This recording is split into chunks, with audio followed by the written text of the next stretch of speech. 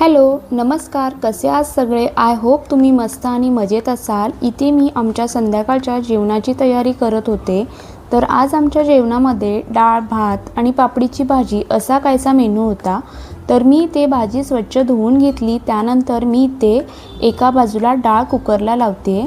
तर त्यासाठी मी ते डाळ भिजत ठेवली होती. डाळ इथे स्वच्छ धुवून घेतली. त्यामध्ये हळद, मीठ, टोमॅटो, मिरची आणि ग्लासभर पाणी घालून कुकरच्या 3 शिट्ट्या करून घेते.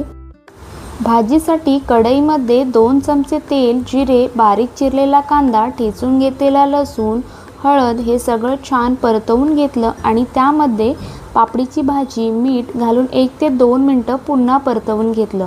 त्यानंतर 5 मिनटे वाफ देण्यासाठी ठेवून दिले. इथे आता थोडी भाजी शिजली आहे. आता त्यामध्ये गरम मसाला, टोमॅटो घालून अजून एक 5 मिनटं वाफ काढून घेते आणि झाली ते भाजी मस्त तयार. तेल, जिरे, मोहरी, लसूण घालून फोडणी घालून घेतली. अशा प्रकारे संध्याकाळच्या जेवणामध्ये डाळ, भात आणि पापडीची भाजी असं कायचं आमचं संध्याकाळचं जेवण झालं.